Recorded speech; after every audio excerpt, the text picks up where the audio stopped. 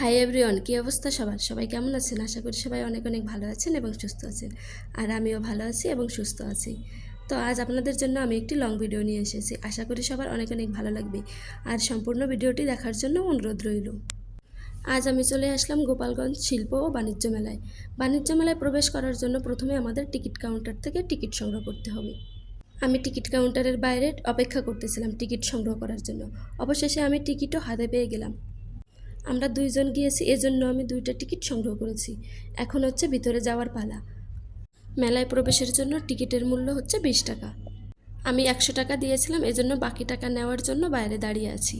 তো আমি টাকাগুলোও হাতে পেয়ে গেছি, এখন হচ্ছে ভিতরে যাব। ওই যে সামনে একটা গেট দেখা যাচ্ছে, ওই গেট দিয়েই ভিতরে ঢুকতে হবে। আর ওই যে গেটে একটা মামা বসে আছে, ওই মামাটা আসলে দেখছিল সবাই টিকিট সংগ্রহ করে ভিতরে প্রবেশ করছে কিনা। সবশেষে আমি মেলার মাঠে প্রবেশ করলাম। এখন দেখার পালা যে মেলায় কী কী আসছে। আমি এই মেলায় এসেছি মূলত একটা কারণে। কারণটা অবশ্যই আপনাদেরকে আমি পরে জানিয়ে দেব। এখন সময় হচ্ছে 3:30, এজন্য আশেপাশে লোকজন নেই, মেলার মাঠ পুরোই ফাঁকা। প্রতিটি মানুষের জীবনে শখ বলে একটা জিনিস থাকে, এজন্য আমি শখ করে চলে আসছি মেলায়। এখনই যদি আমি আমার শখগুলো পূরণ করতে না পারি, তাহলে আমি কবে পূরণ করব সেগুলো?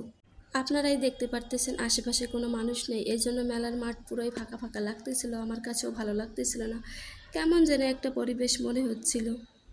আমি মেলায় প্রবেশ করার সময় যে টিকিট সংগ্রহ করেছিলাম, আসলে সেখানে একটা কুপন নাম্বার দেওয়া আছে।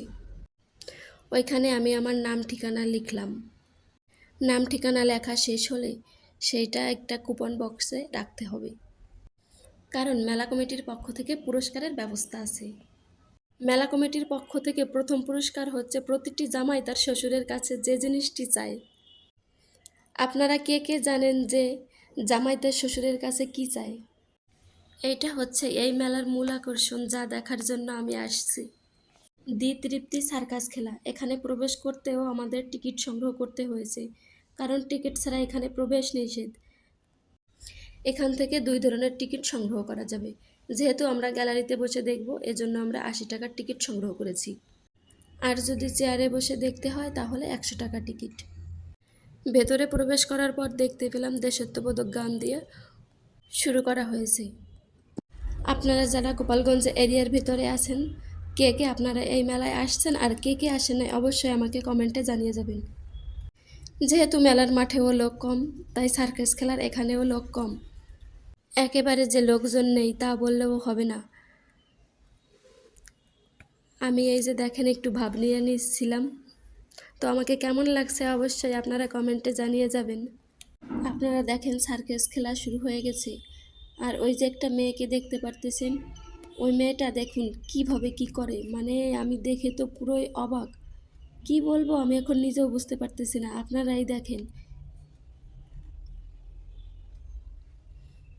কিভাবে এটা সম্ভব। আসলে ওরা কিভাবে এটা করতে পারে, আমার তো দেখেই ভয় লাগতেছে, করা তো দূরের থাক। ওই যে একটা রশি দেখা যাচ্ছে, ওই রশির মাধ্যমে মেয়েটা উপরে উঠছে, এখন ওই রশির মাধ্যমেই আবার নিচে নেমে আসবে। কিভাবে নামতেছে আপনারাই দেখেন, আমার তো দেখেই ভয় লাগতেছে খুব। আর এই আরেকটা খেলা, এই লোকটা সামান্য একটা চিকন রশির উপর দাঁড়িয়ে কিভাবে, মানে কোনো কিছু না ধরে খেলা দেখাচ্ছে। আসলে ওদের তো সার্কাস খেলা দেখাতে দেখাতে অভ্যাস হয়ে গেছে, এজন্য ওদের কখনো কোনো রকম লাগে না। আর যারা আমরা কোনো দিন এসব করিনি বা কোনো দিন দেখিনি, আমি তো এই যে প্রথমবার দেখলাম, এই জন্য আমার একটু ভয় ভয় লাগতেছিল। তো কে কে আপনারা সার্কাস খেলা দেখেছেন অবশ্যই আমাকে জানাবেন। সার্কাস খেলার মূল পর্বে যাওয়ার আগেই হঠাৎ করেই মেঘ বৃষ্টি শুরু হয়ে গেল, এজন্য আমরা সার্কাস খেলার বাইরে চলে আসলাম। এখন হচ্ছে চারপাশে ঘুরে ঘুরে দেখব। আমি একবার বলেছিলাম যে বৃষ্টি হবে না, তারপরেও শুনলো না আমার কথা, বাইরেই চলে আসতে হলো। এখন আসার পরে দেখি বৃষ্টি তো কোথাও কোনো চিহ্নই নেই, শুধু শুধু আমাদের টাকাটাই লস, না পারলাম সম্পূর্ণ দেখতে। এখন তো আর ওই সার্কাস খেলার এখানে যেতে পারবো না। যদি আমরা আবার যেতে চাই তাহলে আমাদের আবারও টিকিট সংগ্রহ করা লাগবে। এজন্য মনের দুঃখ মনেই রেখে দিলাম, বাইরে আর প্রকাশ করলাম না। তারপরেও মুখে হাসি নিয়ে ঘুরতেছিলাম, কি আর করার, কিছু তো করার নাই তাই না। হঠাৎ করেই তো মেঘ বৃষ্টি চলে আসছে। মেলার মাঠে আসার পর দেখতে পেলাম অনেকগুলোই কসমেটিক্সের দোকান আসছে। তো আমার কোনো কিছু ভালো লাগতেছিল না, কারণ আমি সার্কাস খেলা সম্পূর্ণ দেখতে পারি নাই। এজন্য আমি মেলার মাঠে সবগুলো দোকান শুধু ঘুরে ঘুরেই দেখতেছি, কিছু কিনবো না। তারপরও সবগুলো দোকান ঘুরে ঘুরে দেখতেছি। সবগুলো দোকান থেকে আমার চুড়ি পছন্দ হয়েছিল, কিনতেও চেয়েছিলাম, কিন্তু অনেক পরিমাণ টাকা চাই, এই জন্য আমি কিনি নাই। মেলা থেকে কোনো জিনিস এমনিতেও আমার কিনতে ভালো লাগে না, তারপরেও যে দুই একটা জিনিস কিনতে চাই তাও এত পরিমাণ টাকা চাই, কী আর বলবো, কেনার ইচ্ছেটাই আমার চলে যায়। এজন্য আমি ভাবছি কোনো জিনিসই কিনবো না, শুধু ঘুরে ঘুরেই দেখবো কোথায় কী আসছে।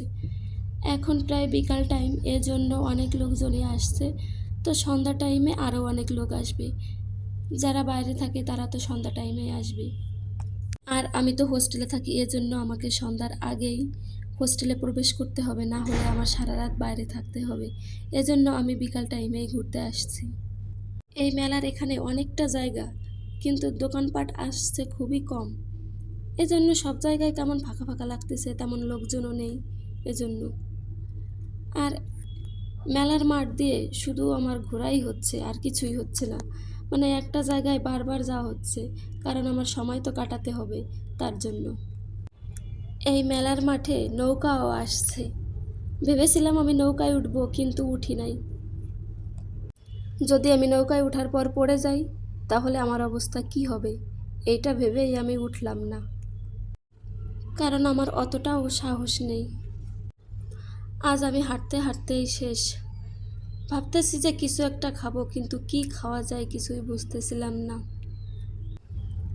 কি খাবো ভাবতে ভাবতে আইসক্রিমের দোকানে আসলাম, এবং সেখান থেকে আমরা দুইজন দুইটা আইসক্রিম নিলাম।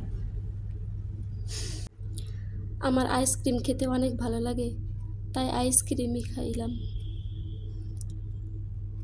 আইসক্রিমটা আমি খুলতে পারতেছিলাম না, দেখুন কিভাবে খুলতেছি আমি।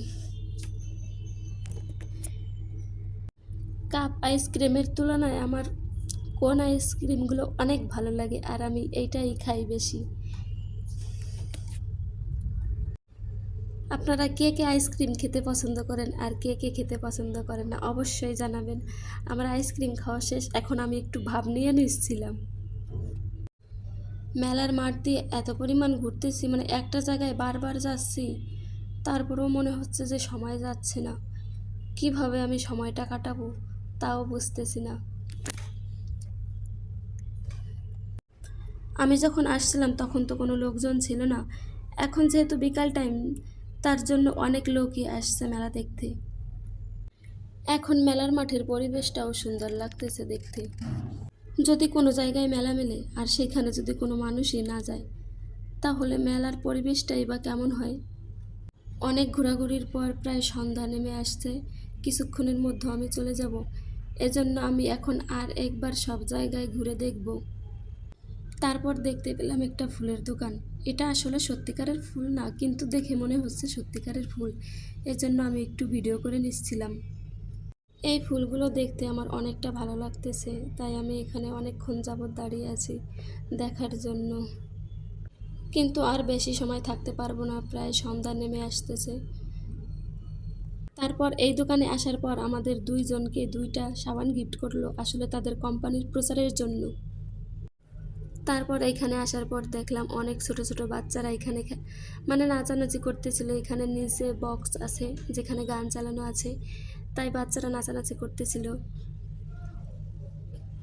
পাশেই হচ্ছে নৌকা। এখন সন্ধ্যা টাইম, তো সন্ধ্যা টাইমের নৌকায় লাইটিংগুলো করছে, দেখতে অনেকটা সুন্দর লাগতেছিল।